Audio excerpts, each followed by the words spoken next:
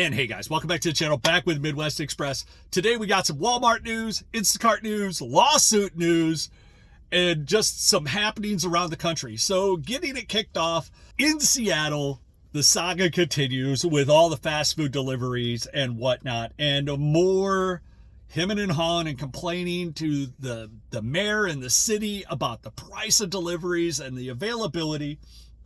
And DoorDash came out with another statement. DoorDash said that the new law requires the company to pay drivers in Seattle at least $26.40 before tips and pay for mileage, well above the city's $19.97 an hour. And $19.97 for minimum wage. Good on you. That's pretty awesome. But the cost of living there, I imagine, is probably through the roof anyways. But DoorDash continued on in an interview that they gave with GeekWire, says last week that it is seeing some drivers in Seattle purposely delay deliveries, given that they are now paid more while working. So if you get paid by the hour, I guess the drivers there are just slowing the roll a little bit to kind of gas the price that they're making. And that is probably killing DoorDash. And obviously, DoorDash told this to GeekWire, so they're on to it.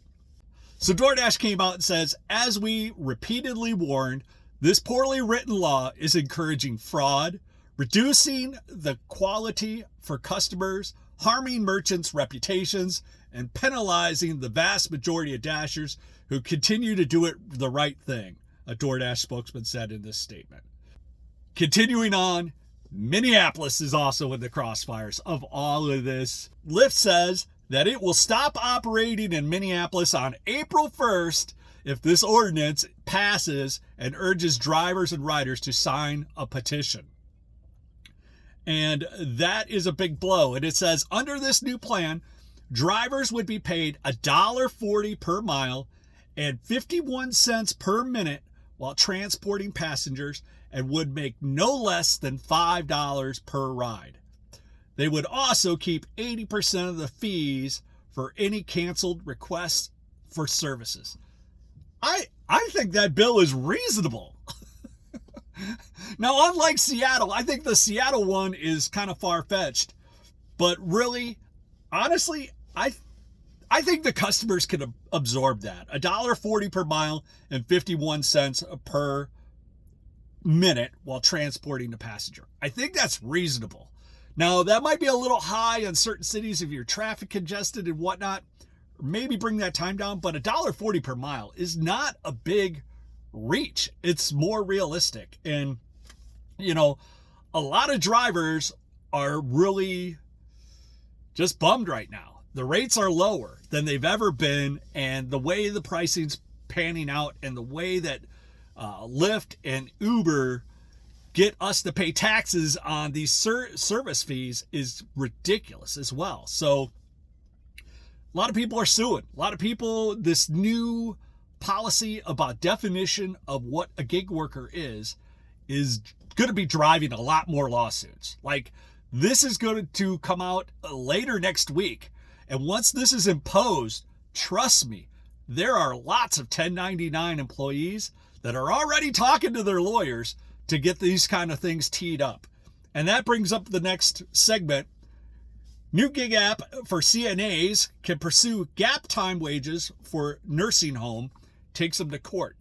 So 2 CNAs are pursuing a legal recourse over the issues related to gig app work.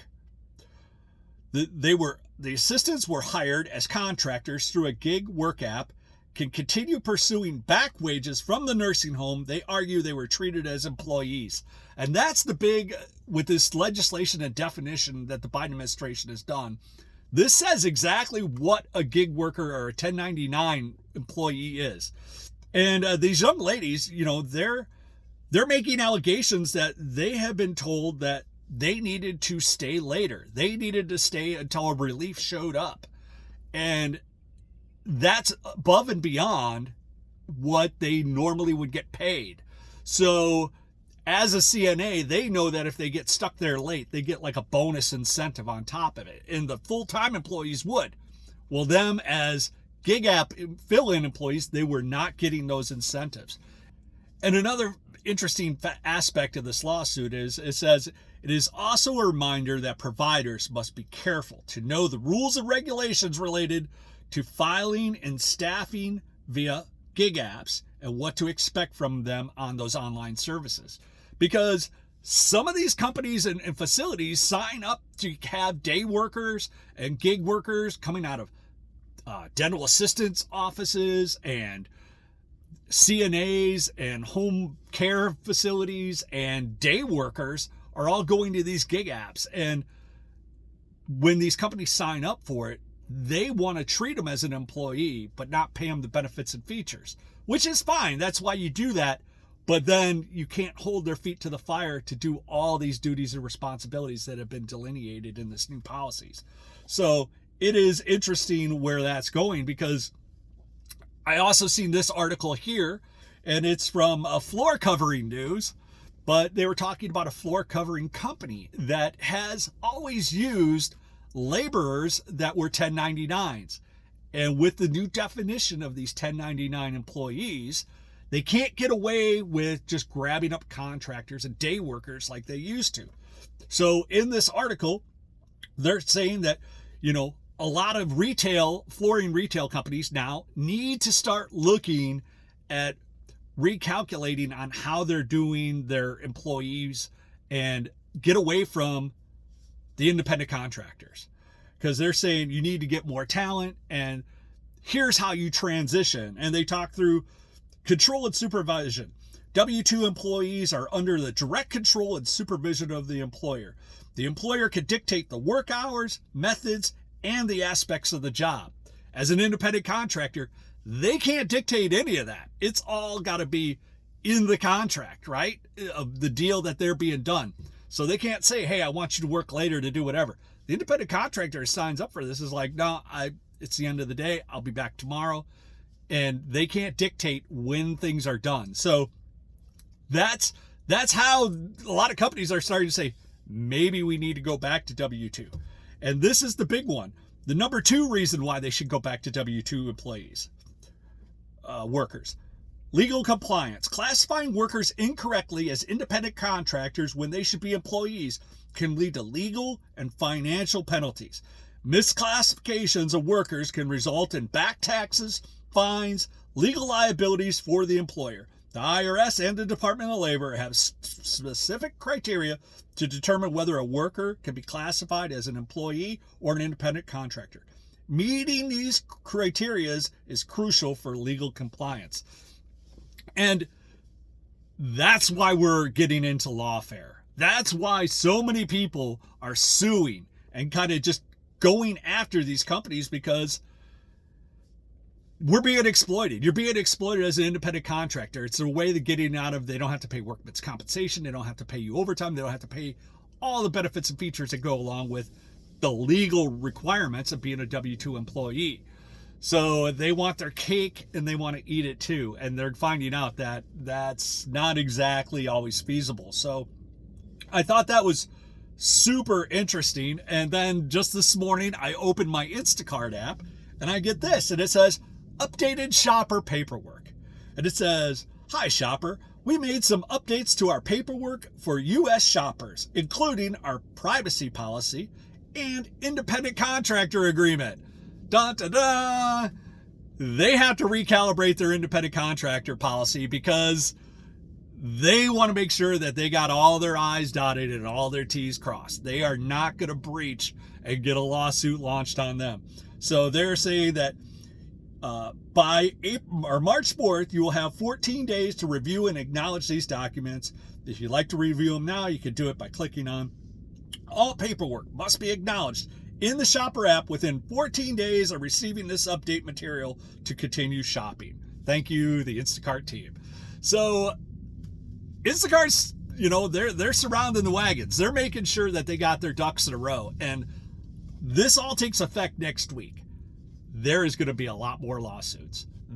As soon as we get past this new definition, if there's any companies that are out there that are employing 1099 employee or contractors and they are not meeting those guidelines, you should sue. You should get a lawyer immediately. If you are a dead 1099 employee or a contractor and you're being treated like an employee, talk to some legal representation, because you probably have a decent shot at filing a lawsuit against them. And, you know, I hate the fact that our country has to sue to make change and make things right, but that's where we're at right now. And when people aren't following the rules, they need to be held accountable. So, and last but not least, seen this on Reddit yesterday, and then a news article this morning. It says, Walmart is starting to restrict a privilege that customers enjoy. And what they're talking about is, Target started this before. If you're a Target, a shopper member, you get head of line privileges. Walmart has now said they're going to have express shopping lines for Walmart Plus customers and Spark drivers. So that is good news. And, you know, that's head of line until everybody's Walmart Plus. And then they're going to have to separate those two, I think, because I'm using the Walmart Plus Express line. I'm not going to stand in line and wait for the other one. So it's kind of a sneaky way to push them to sign up for membership. But that's America. That's business today. Hopefully you guys get some value out of this videos. Make sure you like, comment below, share, subscribe, and we'll hit you on the next one. Take care. Peace.